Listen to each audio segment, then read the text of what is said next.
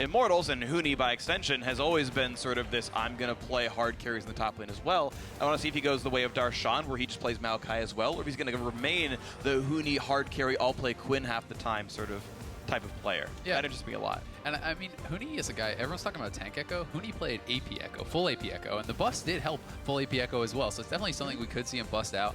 You know, he played Quinn, he's played Graves. He has a lot of champions that this guy could go to. He has a lot of creative counter picks as well, like when he played Cho'Gath into Ryze in the top lane. Yeah. When he would play Quinn into Poppy when Poppy was crazy. So on these things could still technically exist if he wants to play them in the top lane. Also, Immortals has said that they are a very diverse champ select team. They just didn't have to change. Remember, this is the most dominant regular season team in the history of the North American LCS that we're dealing with here. So really strong chance coming into this one. We'll see what they change for the patch, though. Yeah, TSM on the other side, you know, talking about champ diversity, Bjergsen's champions couldn't fit on one page. I mean, this guy can play everything. So definitely, you know, something that they're going to have to watch out for. So far, Soraka, Nidalee, Azir, Kindred, Poppy, all taken away. Pretty standard stuff. Yeah, honestly, very typical bans from the blue side here. It's funny because Azir is so popular, it's now a blue side ban instead of a red side ban because counter picks are a thing in the mid lane compared to things in the jungle where you typically see red side Nidalee bans. Yeah. So just kind of fun watching like sort of the ban metagame come out. Everyone learned counter picks, so now you can't let red side play the champion. Exactly, and Bjergsen also displayed Vel'Koz as his counter pick for the Azir, and it's just not a game that Immortals seems like they want to play. Target banning coming in a little bit, even though Ryze is generically strong.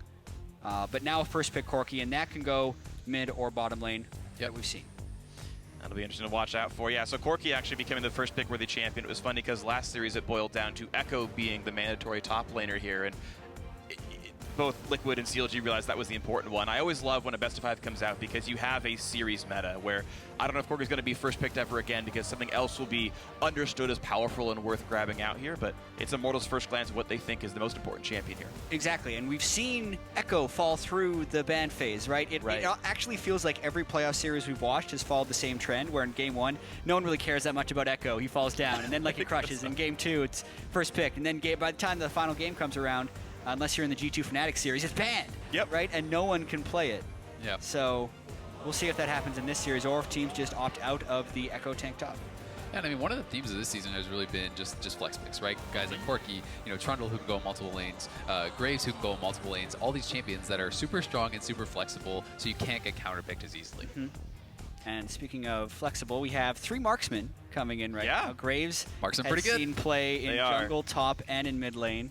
Corki on the other side has seen play in the mid lane and the AD carry spot. But the Kalista, unless you're talking about Huni's solo queue account, only gets seen in the bottom lane with the support. Very true, yeah. Pretty dependent on having a teammate around, but now Immortals actually grabbing up Karma, which has been heavily contested before, actually. It was Liquid who played it a whole lot in yesterday's series, when we've actually seen Adrian play it as well with the Shield Max build. So Lucian plus the Karma grabbed up here, and so that actually pretty much just tells you 3 of the lanes: Corki, mid, Lucian, AD carry, Karma support, with jungle and top still in the wind. Yeah. So, I mean, definitely Karma has a lot of strengths, especially with the double AD carry comps. You know, it can kind of be that Lulu replacement. It does give you some engage, a lot of poke in lane, whether it's going support or mid. It's definitely pretty strong. I mean, we saw the power of that mid lane Karma as well yesterday. The Wombo combo that we had, TL set up, you know, the Bard all into the Echo stun and then the Launcher Q. You definitely have a lot of bursts, especially mid game.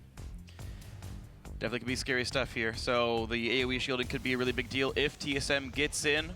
4 marksmen so far in the game. Braum, both great with and against that kind of champion, and actually the Lulu as well. So yeah, why grab Karma when you can grab the original OG, buff the marksman. Lulu in there in the mid lane here for Bjergsen. Could also be a top laner for Hauntzer, I suppose, depending on where the Graves goes. It could obviously a Braum support for YellowStar. Bjergsen's Lulu's actually been really solid throughout his whole career, even though you think of him as a carry player. His CS is always top of the class right there. And we said we knew where the Immortals lanes are going to be going. But this means we either have a Corki or a Lucian top lane. Top lane Lucian is a thing that Huni has played around with, much like top lane Kalista. But if you see Corki in the mid lane, maybe you see Corki in the top lane as well. That's cool. That is something we have not seen in the LCS, but it is definitely something that Immortals have been practicing with. And I mean, this is interesting. TSM, they're leaving their top laner for last, theoretically. So we'll see. The thing is, it could play against Karma, Lucian, or Corki. Yeah, sure. There's very few ways. Well, no, Karma's got to be support. Sorry about to be fair, I mean, Echo is probably pretty solid against almost. It's got to be Corki mid and Lucian top if I was trying to make the most educated. That'd be my guess too.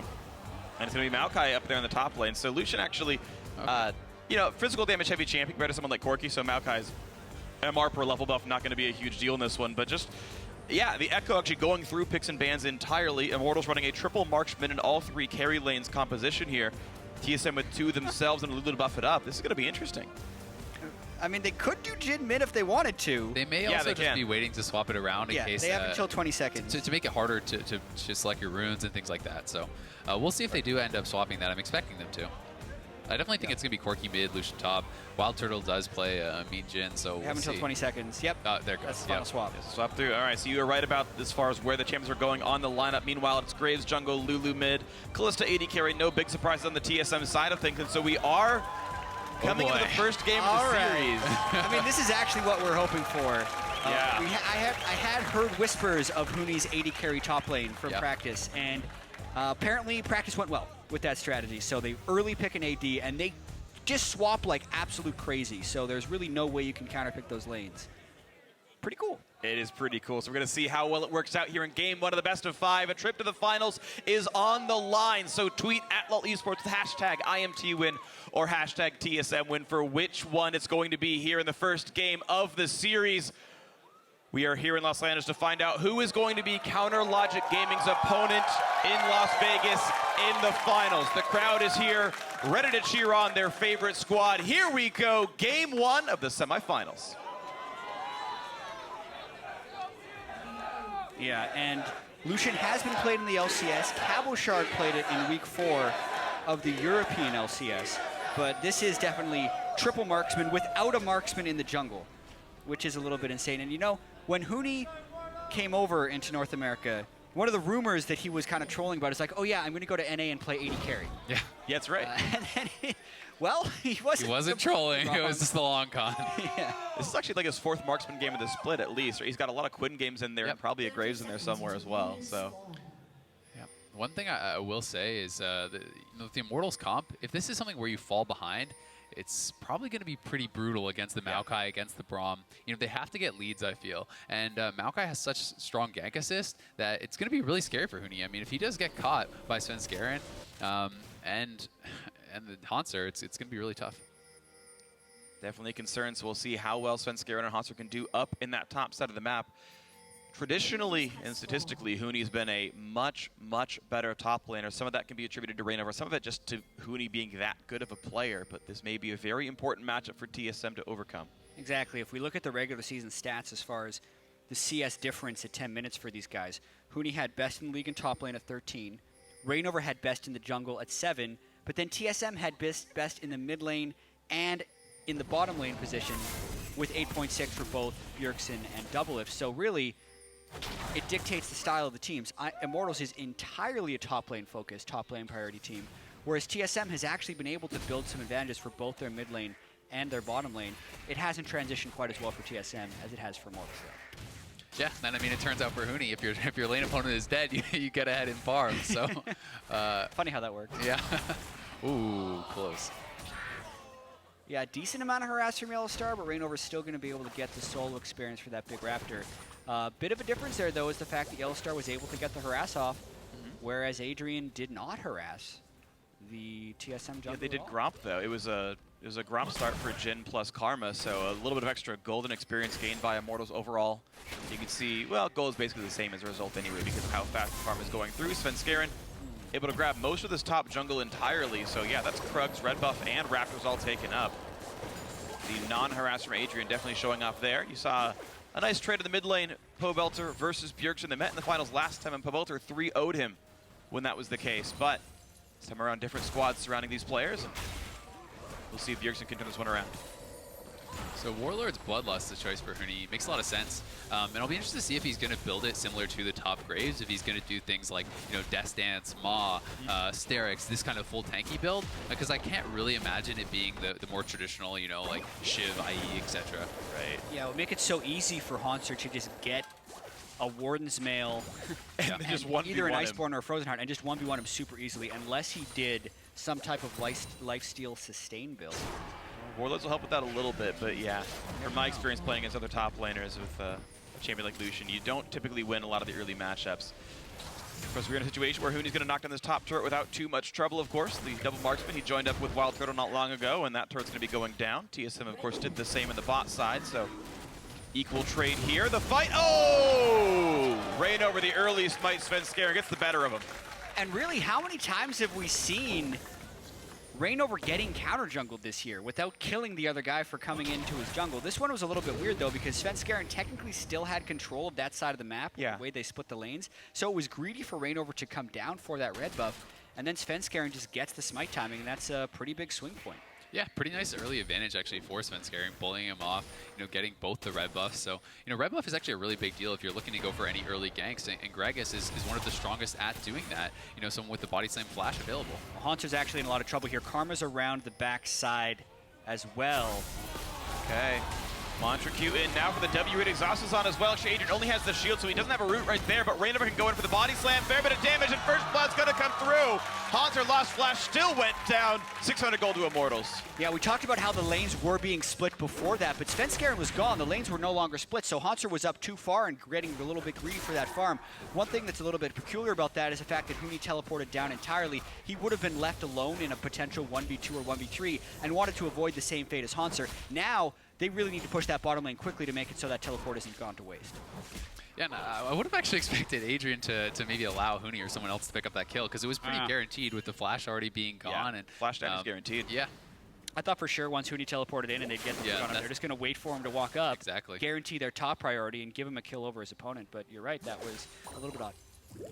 Well, plenty of extra gold then on Adrian. We'll see how much he can do with that one. Always feels good to have a Spell Thieves and be in a sort of double lane swap where you're constantly getting the 8 gold per hit on that extra turret. And Adrian is going to be a very rich Karma, and she's certainly a champion that can use gold quite well. Good AP scaling on her.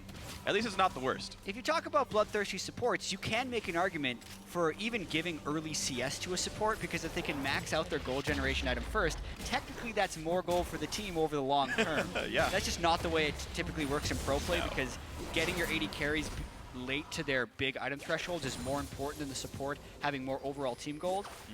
But there is an argument for it, for all the supports that like taking CS and kills. Well, there is an argument, but it's going to kind of peter out in terms of, well, he's got boots. That was the difference in upgrades here. Both supports going to get Sight Stone. They're going to get some pink wards and whatnot. Adrian actually going for the casual refillable potion, so we no longer spend any money on potions anymore. Yeah, and refillable potion is something that's actually coming a lot more into popularity. You can see Bjergsen's even picked one up in the mid lane. So there's already 3 in the game, 4 actually. Both junglers have it, mid laner has it, and a support now. So people are more and more prioritizing this, because it allows you to have the extra combat regen, the combat stats for the all-in fights without ever having to spend any more gold on bots. Yep, and if you sell at the end of the day, you ended up losing a total of 90 gold. It's worth roughly 2 potions on its own just in terms of the regen. And then at the end of the day, you're down 90 gold for selling at the very end. So it's definitely really efficient, something I've been liking for a while. And these players playing a very gold-efficient game. Bjergsen adding a Frostfang himself, continuing that trend as well. Yeah, I'm pretty sure Bjergsen's going to be going with the Cross Queen's Claim to Lichbane build on Lulu. Last time I saw Lulu, it's the same build that Faker does when he plays Lulu recently. Although I'm also a little curious to see if he gets the death cap second, just because he's against so much raw damage from the AD carries. He's going to need those immediate shields to kind of power up DoubleLift and Svenskeren to then blow up those AD carries. Definitely true. We'll have to see how well those marksmen can do for himself right now, though DoubleLift actually getting the better of all these trades, plus 16 minions over WildTurtle, whereas the rest of the map is trading pretty much equally. So we got to give props to TSM for finding more farm overall. Despite the 600 gold worth first blood, it's a 200 gold difference here in this game. And TSM now also going for their first dragon. Yeah, definitely very close. WildTurtle going to pick up a cull, which, over time will make up some of that difference in farm. So, going to pay to be a little bit more greedy there. we're always kind of wondering where these games are going to break. We mentioned that Immortals has that huge top lane and jungle focus as Huni and ReignOver just kind of stomp all over the NA LCS. Right. But a breaking point for this matchup would be if Svenskeren and Hauntzer can hold their own. We know Svenskeren held his own and then some against Rush, who was the MVP of the 2015 Summer Split. ReignOver, now the MVP of the Spring, is actually getting paced by Svenskeren a little bit early. He's getting pushed around, and it's partially the choice that his team's mates are making here. You talk about holding. Well, you had Huni trying to hold this bot lane as a freeze, and it means that DoubleLift and YellowStar have to run down to shove the wave back into the turret and try to deny some of the farm, but TSM had to break this freeze. They had bot control because of it. And yeah, Huni's going to have to miss some because of it. And as we did talk about earlier, Huni is building towards Death's Dance, so it is going to be that first. Makes a lot of sense, and you know, the more you think about it, the more it does make sense. And Huni going to be a little bit caught out here, but going to be able to easily walk away. Then we also see situations like this where if he was a tank, a level 5 or 6 Maokai or Poppy, he could have stayed there for the CS because the support and AD carry at level 4 apiece wouldn't have been enough to threaten him off. But because he's a little pickaxe, Vamp Scepter baby Lucian under the turret right now, he had to back away. Yeah. So later in the game, I think it'll make a lot of sense, and I think you'll get some split push priority if he can keep his farm up. But Immortals does have to change their play style around it to accommodate for such a peculiar top lane choice. Right now they're getting punished. This is the second red buff in a row Svenskeren's taken out of that bottom jungle right here. And I think coming into this series, before you ever watch TSM play a playoff, how many would have been like, oh yeah, Svenskeren's going to counter jungle the crap out of ReignOver and take 2 red buffs from him? Turns out this has kind of been the case right here, and it's really impressive how much TSM has improved, and from an individual level as well as the shot calling of, yes, pressure the bot side. Huni is alone, no one can help him out here, and very smart choices so far by TSM.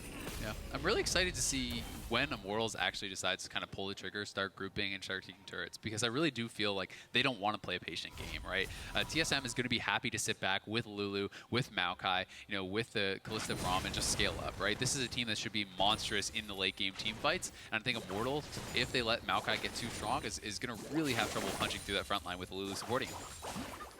Definitely could be a real big concern. We'll see how much he can get done then as the players scale up. Exactly how much crit is on these champions is usually what I look at for who's going to win really late game team fights. Yeah. Crit's really relevant. It's the way you kill these super big tanks in the super late game, and if we get there, we'll see what happens. Push into the bot lane right now by Immortals, culling right onto the big shield of YellowStar as he withstands quite a bit here. The wave clear coming out from Hauntzer as well as Svenskeren, and the turret won't take any more than half his health. I mean, this is one of the most threatening things about having a triple marksman composition is you have 3 guys who are highly threatening to a turret, and unless TSM has really great wave clear right on the turret, they're going to lose a whole bunch of its health right there. But I do feel like Immortals, as far as what you're talking about, Azael, is when they turn it on, I think they need to hit their item power spikes. That means Death Dance, that means Trinity Force, and that means probably S tier for WildTurtle before they can really start to even think about doing stuff. Right now, the raw AD was at least enough. The thankful thing for these Immortals AD carries is that they're actually all somewhat spellcasters. It's not like you're playing like a Caitlyn or a Jinx where really all you're doing is auto-attacking. So at the very least, these guys have, you know, reasonably strong level 9 power spikes, right? Rank 1 ulti is actually pretty good for all 3 of those champions, etc. So Immortals looked for that bot lane play, got some damage, had to force back, but either way, the game is still pretty close, 600 apart. Immortals have equalized that farm score that TSM was winning in earlier. Yeah, it's something, you know, we were talking about yesterday, Phreak, was how frequent it is that people are going Hurricane first now on Kalista. It looks like DoubleLift is actually building towards the Bork, so it'll be interesting to see, you know, why exactly he felt that he had to do that. Yeah, I don't have a complete handle on what's best. In fact, I'll see some people actually do Vamp Scepter into Hurricane anyway, and he'll just have that so he doesn't get poked down anymore by a Corki and a Jhin.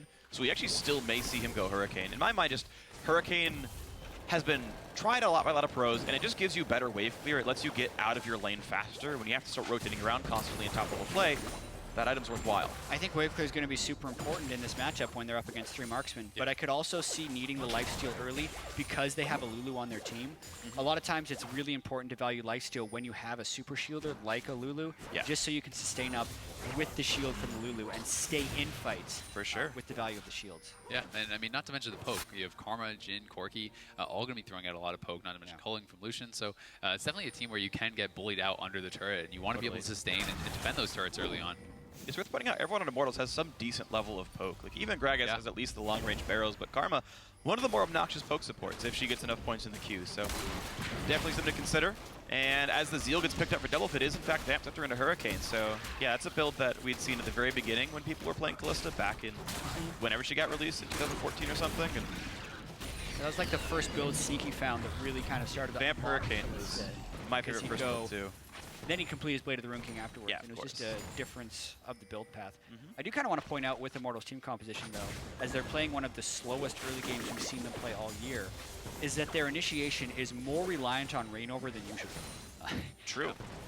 Yes, WildTurtle can set up some slows with Jhin, but aside from that, like if ReignOver either gets shut down or has a bad team fight, everything can fall apart because 3 marksmen can get punished very quickly by a good Maokai or Lulu initiative. Oh man, a good flank will absolutely wreck Immortals. It's going to be really scary. It's 4 squishies. There we go. The root does land on a YellowStar.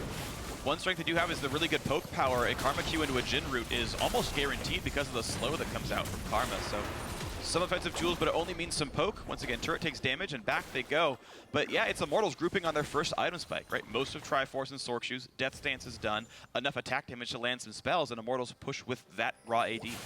Yeah, I kind of like the whole thing over here where we see ReignOver is actually going challenging smite. We talked yesterday about that with Kiwi Kid, and Kiwi Kid was saying, no, you don't need the vision, you just need to be able to fight them. It doesn't matter if you can see them. Oh, speaking of fighting them, in comes the Braum. Knock up the flash in from Maokai, and he's going to find the Corki. It's Pobelter taking some damage, but staying alive for now. Wild growth onto the tree. Looks like plenty of chlorophyll keeping him alive for this one, but now TSM once again kiting back. Plenty of damage is there. It can be scary. Curtain call comes in. One hit on a double lift. One more shot left, and ooh. 3 out of 4, not bad from Turtle. Yeah, he gets poked, but he also hit the guy with full health, so has never had any real kill pressure, and DoubleLift has already gone that BAM Scepter build, so he would have been able to sustain it up if he goes through. We said that they were grouping early, but they actually didn't have their power spikes yet, so I'm not entirely sure what Immortals was hoping to get accomplished there. The instant TSM went for the initiation, Immortals just backed off. At least they burned the teleport on a Hauntzer and didn't suffer any casualties, but I still don't actually think Immortals was strong enough to be forcing such a play. But, you know, in the end, I think they actually got more. You know, we see both summoners down from YellowStar, the Flash, and the TP down from Hauntzer as well. So, you know, they did have to put out quite a lot. You know, DoubleLift healed, so a lot of summoners used there. They did really try to force that. They weren't quite able to, as Hauntzer was kind of a little bit slow on the W in, and that pulled him into turret range. He took a couple shots and he had to kind of back out. Yeah, we got to see a preview of how well Immortals can disengage, for sure, because that was a pretty hard attempted initiation. YellowStar got Fates called in, Hauntzer, I think he may have actually flashed for his Twisted Advance, and they weren't even able to close someone out, even when Immortals didn't have their item breakpoints yet. I also really like, you know, I was kind of thinking to myself, how are they going to use the curtain call, right? The curtain call is kind of the re-engage. You kite back, you poke them out as you're going, and then when TSM's like, oh, we don't want this anymore, curtain. Too bad, yeah, you're getting slowed. Yeah, really impressive stuff, so we'll see how well they can play that one. Nice poke out from the Karma, and it means that Dragon #1 does go over to Immortals. TSM had tried to sneak it, but Immortals spotted it out, got ran over to that side of the map, and 1-1 on that score. We still have the teleport advantage off of this fight because Hauntzer is using it on the side. So we can see here the attempt initiation from TSM. YellowStar doesn't connect with the Kalista ultimate, and then Hauntzer gets pulled into the turret, so immediately TSM has to back away. And you know, TSM talks about everyone committing to the same call, but then Svenskeren was in really late to that fight, whereas Immortals definitely felt like they had a cohesive plan throughout, and you could see every player reacting in exactly the same way at every stage of the fight. I think there might have also been a miscommunication between DoubleLift and YellowStar. I'm not sure if I saw it right, but it felt like YellowStar was going in ready to start up a Q combo and got Fates called right as he tried to all-in somebody and lost the ability to actually combo somebody out and sort of get an initial pick. I'd have to see it again to be sure, but it felt like that was slightly disjointed. Either way, Immortals, though, carrying on from that first blood from earlier on in the game and sitting on a nice, that sort of same comfortable 700 gold lead they've had for most of this game. Equalizing the Dragon is nice, and it's otherwise just been sort of a check of who can punch harder and who can block, and it's been equal.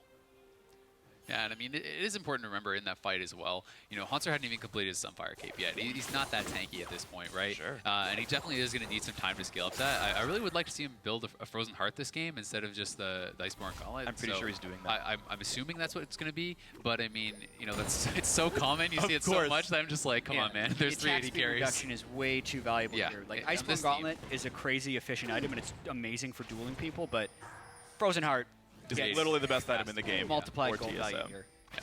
Yeah, and actually I think he will go for that one. I remember we had a sound up of TSM versus C9 from last week's game, and Bjergsen was like, hey, Hauntzer, I just want you to know, don't go right of age of this game. You need to stack armor. Like, he's like telling him the item builds are really important in champ select. So I imagine there's been enough sort of crosstalk here that he'll go for the right build. We'll see as that moves on. Once again, Immortals have grouped up. This time they do have the completed Triforce. They do have the completed Essence Reaper. Yeah, they have all the little AD carry item spikes they want here, and this is absolutely Immortals' game plan, is to siege up with 3 marksmen and either get the turret and poke or force TSM to engage and then win the ensuing fight. The turret's very low, so either TSM has to engage right away or they're going to forfeit the turret. Early culling puts plenty of damage onto the Maokai. Hauntzer down to half HP here on this one. Again, more poke back and forth with Corki. Certainly annoying, but Bjergsen have landed enough damage to get Pobelter back down to half HP, and Immortals may just lick their wounds and leave. Yeah, and I mean, especially with flashes coming back up for Hauntzer and YellowStar, you know, Immortals is going to have that time. They're going to know that the engage potential is there, and they want to play it safe. You know, something I also would love to see on the Maokai is, you know, maybe an early Ninja Tabbies get Distortion, because I feel like it's going to be so key for him to be able to get those TPs in from behind. The flash engages, he needs to get in and get in right away. He can't take too much damage on the entry, and Tabbies are also going to be ridiculously efficient against a triple AD carry team. All right, triple auto attackers. Ninja Tabby, while giving armor, still blocks auto attack damage. It would stop some Corki hits, and oh, he's going to land the knockup right onto WildTurtle. Exhaust use early on a double-lift, and actually, he's able to disengage properly, will not get stunned at all. Curtain call is in, and here comes the teams. Hauntzer into the front line, only finds a minion, though. He's going to take some poke and walk back out. Pobelter at 1/3 will survive. 0 kills in this game, and it's constantly an attempt to take a fight, but the opponents always react in time. Yeah, and a whole bunch of summoners were burned in that fight. If you look over to TSM, I'm counting 6. 5 for Immortals. And 5 for Immortals, so that's a slight win for Immortals as Huni continues to build up that what looks like is going to be the Death Dance Phantom Dancer build, which is identical to his early Graves build, actually. It's exactly their correct Graves build. The same items, do Bruiser, AD carry. He's not going to be getting the armor magic resist that Graves does. It's definitely going to be a little bit different of a choice. Either way, it feels like Immortals is very content just scaling up for the later siege here. Yeah. Which could be a little bit worrying if Hauntzer is able to get to a Frozen Heart. Yeah, it looks like Hauntzer is actually taking a little bit of a side route with the Ruby Crystal, so maybe wanting to just pick up a Cal. You know, Cal is ridiculously efficient. For Corki, sure. Karma, you know, Gragas putting on some magic damage as well, so definitely worthwhile, and just the HP regen proc on it is really, really solid. So, you know, if he is in the side lanes, it's going to be nice. Yeah. We think we'll probably see Randowitz in his build later on as well. All 3 marksmen on Immortals will be crit users. Yeah, they're actually crit users. That's actually a pretty important thing. Here's a push in on towards Pobelter. Will not take the damage. And, ReignOver! Oh my god, he got right in front of that. Oh my god. He was able to block the Graves ult, body slams in front, and then ults him into the turret. Fantastic from ReignOver. Yeah, that was... We said the team competition is going to be reliant on ReignOver. That's normally for engaging fights, but this one was in defense of Pobelter, and he still pulls it off. Doesn't even have to expend his flash on the Gragas, and Pobelter gets bailed out of a tricky situation, and Immortals gets their second kill of the game. 2-0 up towards the top lane they go. Top lane wave already under control, in fact, and it's a 5v4 with no Svenskeren around. Triple Marksman doing plenty of damage here, poking on a Hauntzer as well. We're seeing pretty much immediate use of these ultimates to try to poke champions down. Hauntzer has to get bailed out by YellowStar, who will keep walking in front of those bullets. And the curtain will just continue to hit Braum, but that means top lane tier 2 is gone. Yeah, this is the types of situations where Immortals really shines. They get 1 kill, and because of the triple marksman, they can rotate up, and they have such good wave clear, and then they can kill the turret incredibly quickly. Just like that, 3,500 gold. Yeah, so here we go. And I mean, Pobelter looking, he's really going to get caught out here. But ReignOver actually able to get in. He blocks the ult, Svenskeren into the turret. Just perfect play, defensive and offensively, and just so good. But, you know, for the top turret, I was kind of surprised to see Bjergsen actually facing at that time. Yes, he had a completed item, but had he been there with the wave clear and protection on Maokai, I felt like they actually maybe could have held that, so. Oh, speaking of holding that one, unfortunately, explosive cast goes not far enough, thanks to good play by YellowStar, but the re-engage comes in and a knockup on Svenskeren, and the kill coming through. Now, is there any more chase left for Immortals?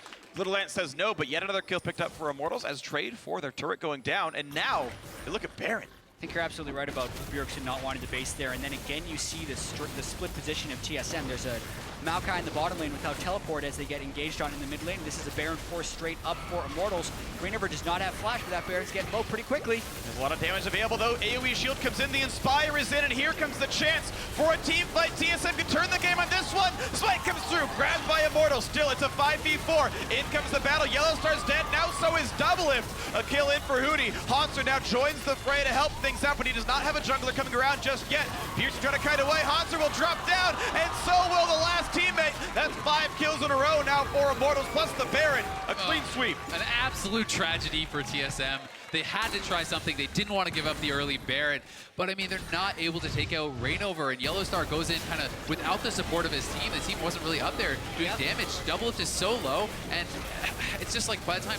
Yeah, it was a very haphazard initiation by YellowStar. Like, he's not going to steal the Baron as a support, and he's not doing anything as a support with his Unbreakable up unless he has damage backing him up. So TSM arrives to the fight very late, and once again, Immortals is completely organized throughout the entire play. Huni goes straight into Bjergsen, and they are actually deathless this late into the game with some pretty close fights. I mean, Huni barely living in a... I can respect Hauntzer wanting to go in and try to clean that up, but at that point, it was like a 1v5, right? Yeah. And even though they're low, he's probably not going to be able to pick up the kills, so, you know, him and Bjergsen dying on the end of that fight, had he actually stayed with Bjergsen, they maybe could have picked up Huni and someone could have got out, or at least get one kill, but tragic.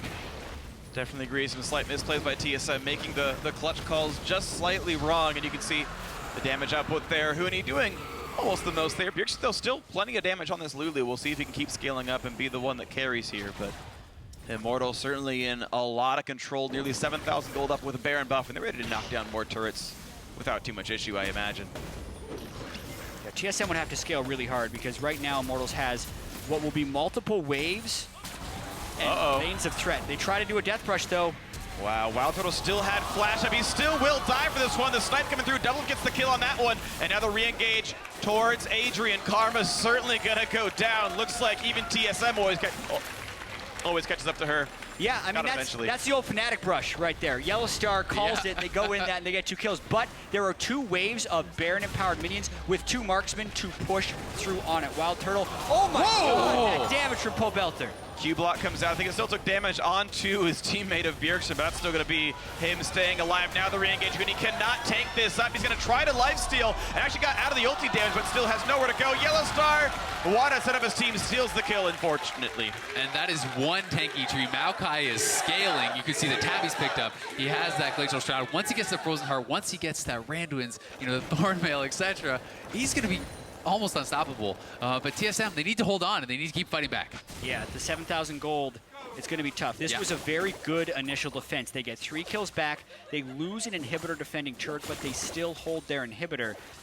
And the bigger Hauntzer gets, if he can get Frozen Heart and Randuin's, it's going to be a long time until then. But that time when he attempted to run in and 1v4, like, he might actually be able to do that if he can get the crit reduction items as well as the attack speed reduction items on top of 4,000 health and some Lulu shield. Like, that's when you get the Maokai 1v4 real going. I mean, yeah, just think about the unique passive Hawk's going to have. Crit damage reduction, attack speed reduction, auto attack damage received reduction, and then also when you hit me, you take damage based on my armor, which, by the way, I'm stacking. Like, this is going to be an impossible Maokai to best if he can get to that stage of the game. Immortals is still playing really fast, though. We knew they were going to try and scale up a little bit, but they got a few item power spikes. They get 1 or 2 kills just off of some disorganization from TSM, and then they immediately went and push that advantage to the Baron, and also now a 6-3 turret lead. And you can tell they know exactly what their win condition is. Even though some of their guys are getting caught in the bot lane, they're taking top turret, they're taking mid turret, they're constantly pushing the objectives. Any bit of chip damage you get on these turrets is valuable, because if you get any alone time with 3 AD carries on a turret, it's gone. Yeah, chances are anyone who's alone is knocking that turret down in about 4 seconds flat. So Immortals gripping up for the top side because there's no turret left there. It's just the inhibitor itself that they can knock down and keep the map control up. They're already on 2 dragons, thanks to their repeated map control here, as TSM hopes to stay afloat. Broom King already done here, and look at that onto the backside. They did find Hauntzer, but this is a tanky tree. He goes in, and he's going to find the backline access onto Pobelter. Big knock up here from YellowStar. Blocking as much damage as he can, then ReignOver separates the team, and they can just burn down Hauntzer, but not before ReignOver dies himself. It's a 1-for-1 so far. Now another threat as Svenskeren gets his 2nd kill of the fight, and it's now Immortals forced to run away. They lost so much time having to kill off Hauntzer. The chase can come through. Nice route onto YellowStar, stops him in his tracks. But Immortals lose 1 kill, have to run away. Yeah, and I mean, that's... Oh, curtain call coming out. How? DoubleLift is quick. Oh, whoa. They got to slow on Sven, though. This. Had to flash get away. They got the root and a DoubleLift as well, but the shield YellowStar, the hero play. Aggression. He flashes out, and they're going to get another 2 for nothing. Long term, that's 4-2 for TSM. In true support fashion, YellowStar comes to the rescue, saving his teammate, keeping him alive. Fantastic play. And because everyone was in on the play, YellowStar didn't die. So many times this year he's tried to fly in to make a save and it didn't work. This fight though, TSM 7,000 gold behind when they go in on this, but they're looking for a flank engage and they don't actually get it because Hauntzer's on a ward. So you think it could spell disaster for them, but Hauntzer falls onto Pobelter. YellowStar gets a good ultimate, and here you just get to see the difference in front line. Giant Maokai versus Runic Echo's Gragas. advantage Maokai right Yeah. there. Even with the gold differential between these teams, TSM is then able to get the Lulu Graves DPS as well as the Kalista and just out-team fight Immortals in a straight frontline to frontline fight. Yeah, and Immortals think they can pick someone up on the back end here, but in comes YellowStar, and YellowStar able to save the day, puts up the passive, and down goes Huni. Adrian gets picked up as well. And let's remember, this is a fight that started with Hauntzer flashing out, not in. Like, he got caught, and they're able to win this. Really impressive stuff, and you can see the damage output there. Huni is doing a whole hell of a lot, but DoubleLift had so much uptime. The front line was so tanky, he just got to run around and land Ren stacks and rip him out, and felt pretty good for TSM overall. And the funny thing is, we need to start tracking more than just 3 people, because Svenskeren is, I think, one of the kill leaders now of TSM on this Graves. Certainly a scary resource here. Yeah, 3, 2, and 4, and him is the kill leader of the team. Yeah, and we talked about, distortion tabbies that has been picked up by Hauntzer, prioritizing that even over finishing his Frozen Heart, so he really is prioritizing the initiations. He knows he needs the flashes, he needs the TPs to be able to set up these flanks and then get in there on the priority targets. I love it. Beautiful stuff here. Ever since the Baron Ace, essentially, for Immortals, TSM have gone 7-1 in kills, after getting plummeted down like 6K in gold. So huge props to their tenacity to catch back up here. Yes, they've lost turrets. Yes, they're trying to still claw back into this game, but really good team fighting by TSM to stay in this one.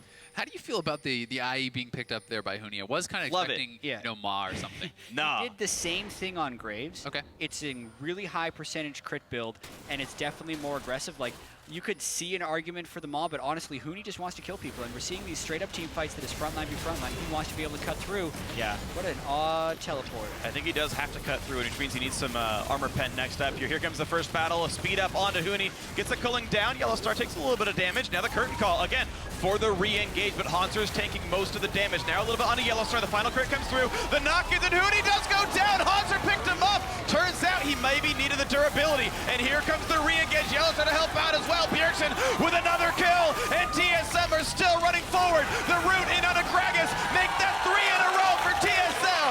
And Hauntzer ends that fight at full. They can't touch Maokai, especially if your glass cannon top laner gets bursted out at the start of the fight. Steric's Gauge could have saved him, Immortals could have saved him, but it didn't, and that team fight is a disaster for Immortals, and this Baron may pull TSM ahead in the game. Immortals just looked too overconfident there. They're chunking someone out. They're like, oh, TSM's on the run. Let's chase him. And Hauntzer says, nope. They get a little bit too far forward. He's able to get in on them and absolutely disrupts their backlines. Their battle lines completely crumble. Hauntzer's untouched. And what do you do about this guy? Well, this was the question. ReignOver needed to have clean initiations for Immortals to be able to team fight. It's because if he doesn't either peel or get a squishy into your team for the AD carries to kill at the start, it's not going to work. They blow the package. They get nothing. Then they teleport in, and they're still in position to be engaged on. Hauntzer teleport flanks. He doesn't engage. So either team could walk away here, and Immortals wanted to go in, I think, because they had good poke. But ReignOver still has to get the right initiation, and I'm not need to see exactly what happens here. Just where does his ultimate go? It knocks a few people back, but it doesn't help them because they did not peel the tank away. Yeah, Pobelter and Huni got too close to Hauntzer on the top side. They were trying to get in there, get the kills, and he's going to make them pay. TSM come up huge in this fight, and I have to think Immortals' time in this game may be running out as he scales up. Yeah, starting the game, 7 kills to 0, 6 turrets to 3.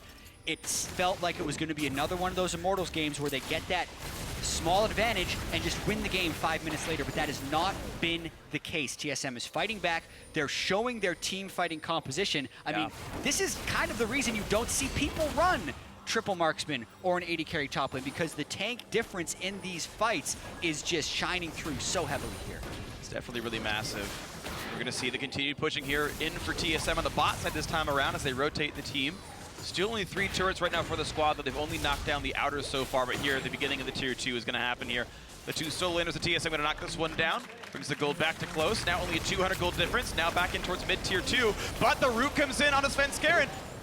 But Gragas is not in a position to actually pull him back into the team. That could have been a chance at a one-shot on that Graves. Though put some damage down. 3/4 health on mid lane tier 2. You can see Solomid wearing the Baron buff, kind of choosing only to play 5-on-5 or anything that looks close to that. Exactly. They were winning 5v5s down 7,000 gold. Now that they're even gold with the Baron buff, they're going to look even more towards that. DoubleLift has gone with the heavy, heavy lifesteal build on top of the Lulu, which I think is the right choice here. And yeah, they're just going to try and siege up. They can't get too aggressive because a big Gragas ultimate specifically while YellowStar's Braum shield is down, so it can actually reach his targets, is what Immortals is going to be looking for. Yeah, TSM doesn't want to take too much poke, and they don't want to start, a disadvantageous fight like that. They need to keep playing to their rank conditions, waiting till Immortals is out in the open field and getting these initiations from Hauntzer. That's how they're going to crush the fights. Keep in mind, the only armor item on the entire Immortals lineup is an Iceborne Gauntlet of ReignOver. No one else has any durability tools for Svenskeren and DoubleLift. Those two can keep crushing fights. You can see them push in towards mid lane 2. They're going to get that one pretty easily. ReignOver already at half HP, by the way, just from cursory poke. Current Call comes in towards Svenskeren. One more hit would kill him up, and he dodges it to the right. Gets a Lulu ulti and shield as well to stay alive. I think he would have survived regardless, but even still, the Immortals lose mid tier 2. They at least push TSM back, but you can see how much Solomid have gotten off of that Baron buff. Yeah, and I mean, YellowStar even picking up the Warden's Mail, he may be working to Frozen Heart or Randuin's of his own, which I think is a fantastic pickup. Just get even more frontline disruption, allows him to go in more, soak more damage. As long as his carries are not taking the damage, he's doing his job. Yeah, they're probably going for double Frozen Heart just so they can space the whole fight with the aura range. It is, certainly is. Sometimes doesn't cover in a spread out fight. I think that or Randuin's would have been great. Also pay attention to YellowStar's Unbreakable usage in these fights. A lot of times you can stuff a Gragas ultimate with it because the ult won't pass through it and will actually just knock people explode backwards on his face. And instead of YellowStar trying to reactively stop the body slam, because ReignOver could technically body slam flash and then ult immediately before YellowStar can react. Right. YellowStar's just putting up the shield every time ReignOver's walking towards him as TSM is engaging or disengaging. So it's making it really, really difficult for ReignOver to get the proper ultimate in a team fight. Yeah, definitely agree. Good play by YellowStar, be proactive about it. I also really like DoubleLift's build this game, going much more of a kind of defensive route. He has double lifesteal. He's working towards the Sterix gauge. He knows he doesn't need, maximum DPS. You mentioned it, Jatt. There's almost no armor built up on this team, and he doesn't need to build, very greedy optimal DPS. He just needs to stay alive, keep putting out pressure, and this team will win the fights. Yeah. So one of the things I really like about the sort of preseason AD carry item choices is there's enough good options. It's actually now about understanding the situation of the game and the sort of situation you're talking about. Enough damage to matter, and then make sure you don't die, because that's how you would not get damage out. And it's, as you guys were all saying, the right choice here. A healthier build for DoubleLift. He's going to keep doing plenty here in battle. TSM with the kill lead, with the goal lead as well. And they're pushing right back in for mid lane. Tier 2's already dead, but the inhib turret could be up there. Huni dodges Winter's Bite, but not the Glitter Lance. But he's going to heal back up, no big deal. One kind of a moment of hope here for Immortals, though, is going to be as they start picking up, their completed Last Whisper items. So we do have the mini Last Whispers on Huni and WildTurtle. As they get their Lord Dominic's or their, whatever they choose. I think we'll see one Mortal Reminder. Yeah, maybe Mortal Reminder. That's going to be something that does make a really big difference against all this armor. So that will be kind of their hope. Yeah, and we also have to keep in mind that they have 3 dragons, with the next dragon coming up in 52 seconds. So a dragon force would be their win condition if they can get TSM funneling in the wrong way towards a team fight. If I did have a quick criticism to the TSM item builds, though, it's the fact that no one seems to be going towards Randuin's, and it looks like Hauntzer might be going towards Thornmail. Yeah, Thornmail or I think it's a random else with the It's possible it's Deadman's, but I would be surprised by Deadman's. It could be Deadman's. It should be Randuin's Thornmail. Yeah, there are 3 Infinity Edge users on Immortals, and Randuin's has been buffed from patch to patch to actually be really efficient item, even if you're against 1 or 2 crit users. Yeah, but Randuin's is godlike. It would have been the perfect item. Yeah. It could just be one of those things where he had 800 gold, he didn't want to wait for the Warden's Mail. He wants to get out there, have as much power as he can, which I can respect.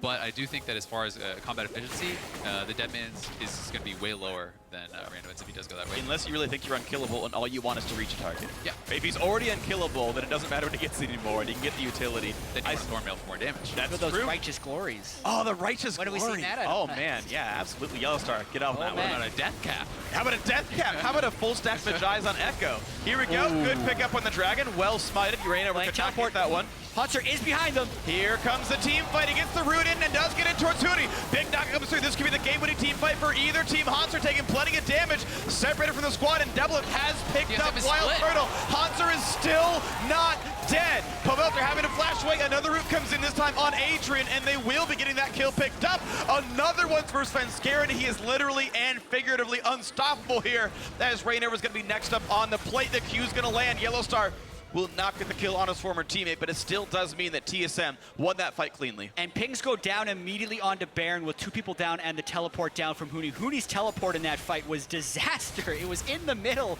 of the TSM team, and immediately Hauntzer was able to twist and advance him off the backside. Also, Bjergsen is just funneling shields onto Hauntzer in these team fights, not needing it for the AD carries because Immortals' damage can't get through to TSM's backline because they can't get through Hauntzer, so it's making the shields even more efficient. If Immortals wants to win a fight, they actually have to flank, which is still very difficult. I think Immortals is going to have to try something here. They don't feel probably. like they can give this up. Too late. Too late.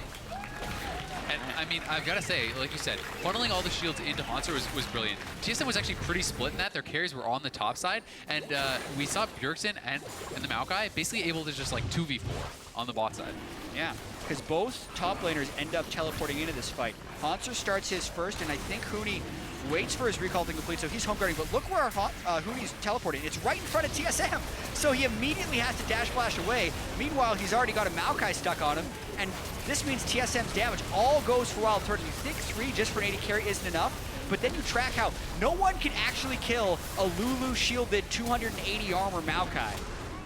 And it just makes the fight easy for him. Yeah. Pobelter actually tried to Valkyrie forward, I think, to reach the Lulu, and happened to run into a Maokai Q smash. So he actually wanted to assassinate Bjergsen, couldn't quite do it. Pretty unlucky by him, but I think it still wouldn't have been a team fight win for Immortals because it was already kind of over. WildTurtle gotten separated, picked off by DoubleLift in the other side of the 3v1. That's pretty quick on that one. Yeah, and I mean, just more and more completed items coming in here for TSM. Frozen Heart done for YellowStar. DoubleLift has Hysterics. We see 4 items, including the Death Cap for Bjergsen. You know, we have 4 items here on Svenskeren as well. They're all just picking up all their major items. This is huge. Lord Dominic's is done for Huni, so maybe he can be the hard carry in the next team fight here. The 50% crit build with an eye edge. Yeah.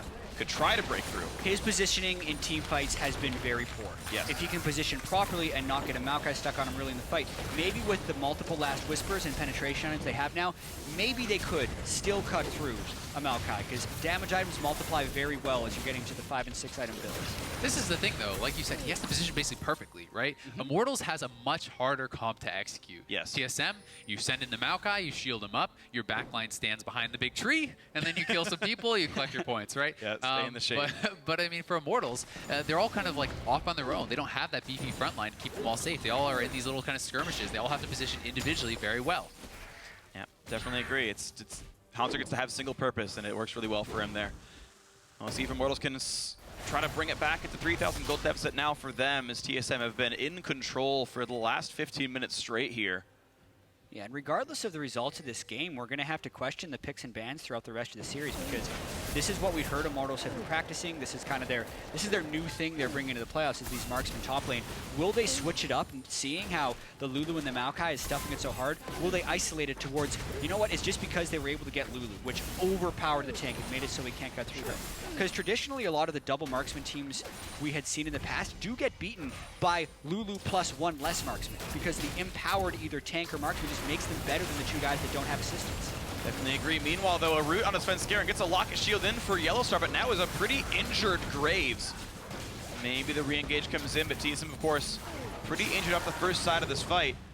Pobelter clears the wave away. Yeah, and one weakness in Svenseren's build is that he didn't manage to fit any lifesteal in. He didn't pick up a Death Dance or anything. So when he does get poked out, he's kind of, you know, the one guy that you can just chunk out, and he kind of has to go back to base. Unless Maw gets popped specifically. That's like a very conditional if statement for getting sustained back up, but it's not the most consistent. Actually going for a Last Whisper build last. Yeah. And it's worth mentioning, we did see Thornmail actually picked up by Hauntzer, so he's going to be going Thornmail plus the Randuin, so he just kind of went in a roundabout way because he did want to just pick up his components. Exactly. He had the gold, he wanted to buy the Chain Vest, and then he had the gold, he wanted the Ruby Crystal, right? So he just gets the pieces, but he does go towards that kind of ultimate efficient build, and when he finishes the Randuins, at this point, you're actually just killing yourself hitting the Maokai. Yeah, yeah. No one's going to have a good time. You need 2 lifesteal items or Warlord's Bloodlust plus a lifesteal item, and for sure, like, Lord Dominic's or Mortal Reminder. I'm actually kind of sad to see that they both went Lord Dominic's. Considering you have 3 marksmen, they're all going to do roughly equal amounts of damage. Cutting the Maokai self-healing is actually a very big deal. He'll get a lot in team fights. I was going to say I wanted one of both, and there's not enough lifesteal to cut through a Hauntzer right now. I don't think so. Becoming more and more grim. I feel Adrian can help. If TSM group, like, this is also going to be a pretty long game because of the triple AD carry from Immortals. Pushing into their base is still going to be rather difficult unless they catch a team fight outside of it.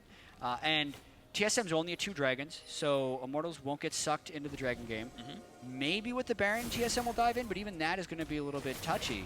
Yeah.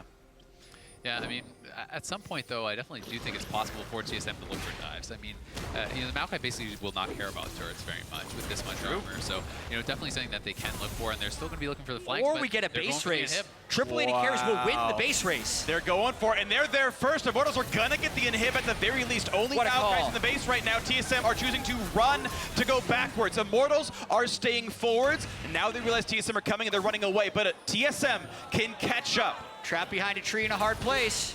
This is the fight. Either one wins this fight, they win the game. Immortals still running to the left. TSM aren't far behind, but Maokai's far. They have the YellowStar to speed them up. They keep speeding up their AD carry or YellowStar, and I think they're going to be able to get in here, but aren't with this game. It's the long game. There's a pink ward in the jungle. The flash shot missed by ReignOver. Nearly a game-winning play, knockback on a doublet, but now it's still damage to ReignOver.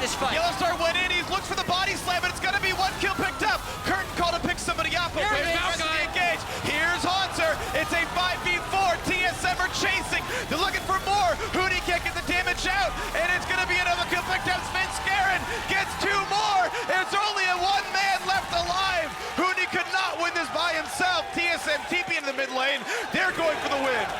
This has got to be game. TSM absolutely mops up the fight. YellowStar goes deep. He's able to actually stay alive, starts the fight. When Hauntzer came in from the backside, it was all over, and it's looking all over for Immortals in game number 1. Yeah, I can't fault the Immortals for the call to go for the inhibitor because the collapse from TSM definitely left some windows, but when ReignOver misses the body slam flash, it's over. It gave time for TSM to come in from the backside, and they come from behind. This game was 7 kills to 0. They go on to get 17 of the next 18 kills and take game 1. Insult to injury. Huni gonna die in the well. And TSM makes a statement. They are not going quietly out. Wow, and talk about showing up finally in the playoffs. You talk about playoff buffs. I'm going to give the crown to YellowStar here, who has been honestly pretty miserable all season long. And in this game against Immortals, his toughest match, most important match of the year, 100% kill participation, only 1 death, shot calling the team back to victories, at least a moderate part of that one. And just an impressive comeback win by TSM. And I mean, only 1 death, but it's not like he's playing Janna. He's playing Braum. He's getting in there. He's flashing for the engages. He was, blocking all the key Gragas ultimates. He was putting himself in the right place at the right time, throwing himself in front of his teammates to save them multiple times throughout the game, and still managing to play on the knife's edge and stay alive. Absolutely, and we look about the execution complexity of these team compositions. Like, Immortals picked a really hard composition to play, and it looked like it was going to work, but then they made the mistakes as they were closing out the game. And once that happened, TSM's play just seemed to flip a switch. It became so clean. They were making the mistakes early, but then after that, they had the right flank initiations. DoubleLift and Bjergsen's positioning in teamfights was really strong to stay behind Hauntzer in all of those games. And yeah, it is a surprising victory because obviously it's the #1 seed, 17-1, as well as because it was from 7 kills to 0. It's early in the game. And I want to bring up one thing. You guys talk about champ select points and the -1 AD carry. I do think that the Immortals lineup is actually more of an early game composition. Right? It's like an early to mid game power split. It's the marksman who's spike on their first item. It's caster focused AD carries, meaning they are good at 17 minutes. That early lead was because of the types of champions, the item builds they went for. And then eventually Maokai just doesn't die, and that falls off hard. That is what happened here. The TSM getting those 3 kills after the Baron, I think, was the hugest part. Yeah, and we actually have the final fight one more time, which we're going to take another look at, which will be fun to see because it was showing how strong and confident TSM was. Look at the pink ward in the blue buff of Immortals. That's going to be what Hauntzer teleports in on. And if ReignOver can land that flash body slam onto Bjergsen, maybe they have a chance in this fight, but instead they get a face full of Braum who uses ultimate to delay the fight for Maokai to arrive. Yeah, I was actually pretty scared for TSM after that initiation because Maokai's just now arriving. I was like, YellowStar, he's going in too early. But they had it timed out. They were able to stay alive with the Lulu. And once Hauntzer is in the backlines, it's just absolute chaos. No one knows what to do. Who do you attack? Do you try to go for the carries? Do you ignore the Maokai? Do you run from him? What do you do? It's just... WildTurtle can't hit him. He will die to Thornmail. Huni could maybe hit him, but he only has a Death Dance as his lifesteal item. Like, once he had the, let's check his endgame armor, 380 armor at the end of the game. And then you don't have the lifesteal stacking on the other side to counter it. So really, team fighting Reign supreme for TSM. Yep. Went really well for them. So props to TSM for the game 1 win. Not many would have predicted it, but they got it.